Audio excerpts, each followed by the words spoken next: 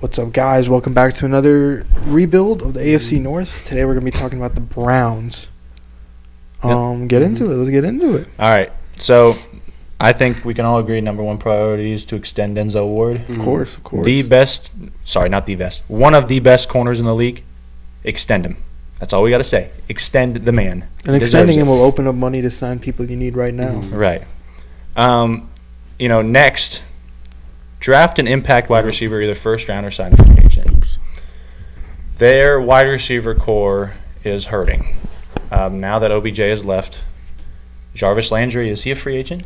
He's not, but he wants out. Yeah. Jarvis Landry wants out. You still have Donovan Peoples-Jones, but he is not a number one. He could have the potential for a 2 or a 3.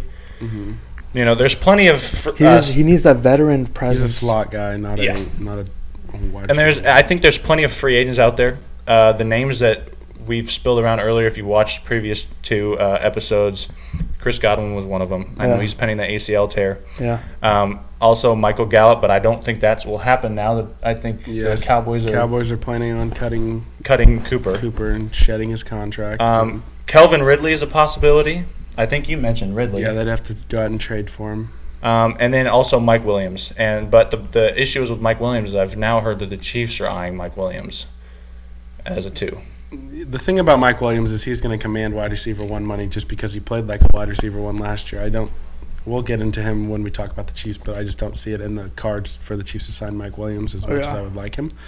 But if you're Cleveland, you definitely need to go get your receiver. Mm-hmm. You've got your quarterback problems with Baker Mayfield. That's not being disregarded here as we're talking about this. Obviously, you need to look yourself in the mirror and figure out, is Baker our guy going forward? And you need to figure out, is that yes or is that no? Are you going to roll with him or are you not? They typically don't have a pass-oriented offense. They have Kareem Hunt and they have Nick Chubb. They also have D'Ernest Johnson.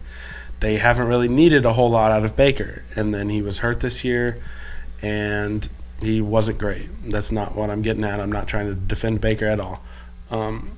Something that they could do this offseason, they could look into potentially trading for a quarterback. Russell Wilson is a guy that I've seen floated around Cleveland, sending Mayfield back to Seattle to let him kind of get his career back on track in Seattle with Pete Carroll if he decides to stay.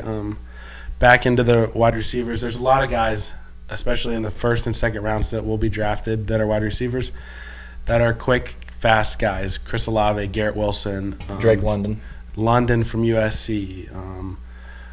What's his face? Jameson Williams, who's coming off the ACL tear from Alabama. The other Alabama wide receiver. Yep. There's tons of. there's guys in late rounds like. Dude from North Dakota State. Yeah, I can't think of the guy. He's 6'5". The guy from North Dakota State I saw. Hayden was talking to me about this. 6'5", 220, runs like a 4. It was quick. Sheesh. Run 4-something 40. Sheesh. As a 6'5" target, that could be your big. And I don't get me wrong, they already have Donovan Peoples-Jones, so I don't know if they're necessarily looking for another big target because Donovan's big too. Mm-hmm. But I think they should just go ahead and go after this free agent. Yeah, they still need to go out and find a wide receiver 1 because they don't have it in-house. And you don't have most the time, likely not going to get it in the draft. Right, and you don't have the time to sit there and mess around and try to develop a number 1 out of the draft. That's hard enough to do. Because they're in win mode now. Right. Or win now mode. So, I think everybody had them going to the Super Bowl. Yeah. And then they finished last. Well, I think part of it comes down to coaching.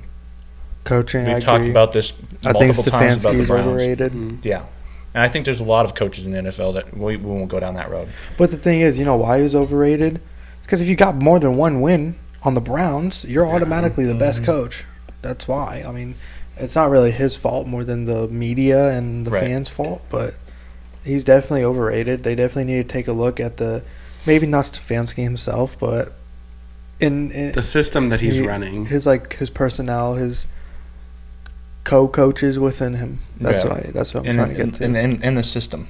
Yeah. We've talked about the system before, and we'll talk about this very briefly because this kind of leads up into our next guy I just feel like a primary run system, just a run, play action. Run will not win you games. Well, it doesn't win games with the quarterback they have right now. Baker is a guy that Jake has talked about many times that is a guy that sits in the pocket and needs time to throw downfield. The issue is they don't have that number 1 wide receiver right now to go up and get balls. But they did. They did. but that they didn't throw it to him. Right. So next, talking about running the ball, they already have Kareem and Chubb. I think they should keep Dearness Johnson. Mm-hmm. The game he played. Did he play one or? He played real good on my fantasy team when I needed him. The first game he played, he ran for 100 yards. Mm-hmm. Right, and he is a young talent. Keep him. I know a lot of people was like, well, that might be a too-packed of a wide receiver room. There's no, or not a wide receiver room, running back room. There's no such thing. I think that is probably, arguably, the best running back core in the NFL. I don't know anything better. Well, I mean, you saw this year, Chubb goes down, Hunt goes down, Next Johnson man steps up. in. Hell, even, I mean, they run a lot of 2 running back sets. They constantly have Chubb and Hunt switch it off the field. They're both very involved in the offense. So they need a third guy that can step in whenever one of those guys goes down, and they need him to be able to recuperate, kind of duplicate the same thing, and have the same skill set and abilities that Chubb and Hunt share. Yeah, agreed. Let's just go through their draft needs quick because this kind of goes through with their wide receivers. So they have the 13th pick in the draft. What's falling to them right now, and I can see them easily taking, is Drake London from USC, one of the best, if I like my USC guys. Yeah, I think one of the best, if quote unquote the best wide receiver in the draft class. He, I think, had a great combine. He had a great season last season with USC, so he would be a great fit. But like I said, that's also, I think even if they do go out and sign a free agent, they will draft him regardless, because that helps their wide receiver room a lot. If he's fallen to you, why would you not? Yeah, and I don't see. I mean, from what their needs are, because don't get me wrong, I don't think their defense is terrible. Unless their D line is pretty solid. Their secondary, you wouldn't, of course, not mind an addition. Their safety system, I like John Johnson. His decision making throughout the year was kind of questionable, but he's a good veteran presence. But if Drake London's right there in front of you, unless there's somebody who's supposed to go in the top 5, why are you not taking him? Right. So third round, it's a comp pick. Khalil Shakir from Boise State would probably fall in. He's another wide receiver. I'm a little iffy about that, because if they do go out and get that free agent wide receiver and they go and get Drake London, I don't see them taking another wide receiver. I'd probably see them taking, and like Jake said in our previous videos, this draft is it has a lot of depth. Second and third and fourth rounds, there are going to be a lot of guys that are thrown into the fire, like Jake said, that are expected to make big plays, and I think there are a lot of guys in this draft that are capable of doing that. Yeah. Another guy that comes to mind is Myjai Sanders from Cincinnati. He was a great edge rusher for Cincinnati this year, 4th round pick. And then the rest, 4th, 7th round, take them an O-line out of Louisiana Lafayette and a tight end from San Diego State, but they already have their tight. Who's their tight end? Austin Hooper. It's David Njoku and Austin Hooper. And Is Njoku free agent? Yeah. So, all right, I'm going to have a question. This is a pending question, but we'll have a question for you guys. I want to see what you guys think. Should the Browns start planning for the future at quarterback? Yes. Okay. Obviously, that will not happen in this draft because of the quarterbacks that are in this draft. Do you see them taking a quarterback, not this draft, but next draft? It depends what the talent looks like, what the talent pool looks like next draft, and where their pick lays, obviously, because I could definitely – I mean, if Baker comes out and is terrible this year and the Browns have a top 10 pick and they take a quarterback, I could see that.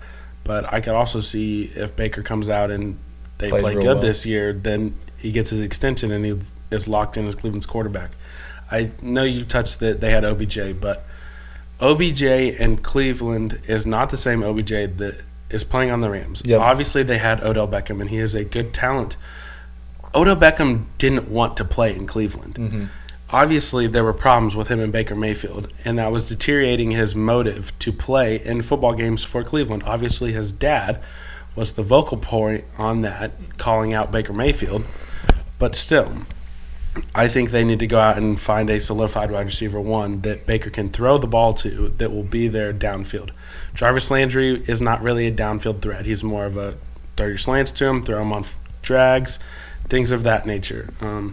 Donovan Peoples-Jones, like we talked about, is he's a big target, but he's not. He's a big target, but he's not ready for all of those targets. Right. Hassan, what do you think? I mean, I really don't have anything to add. They do need to get wide receiver 1, Baker's. I think this all just depends on what Baker does this year. Yeah, I mean, I definitely see A lot Baker. of weight on his shoulders, though. Mm-hmm.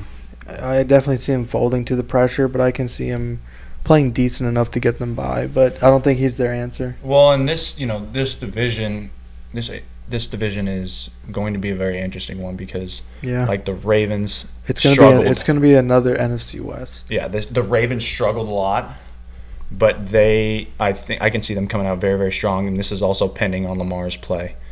You got the Steelers, who are a quarterback away. You got the Browns, who are pretty much a quarterback away. Right. You got the Bengals, who are no line away, and you got the Ravens, who just need a healthy squad to win the division. Like that's just to know, like that's gonna be a problem. Agreed. So I think that's about all we have for the Cleveland Browns. So we will see you guys in the next video. Yep, see you guys. Peace.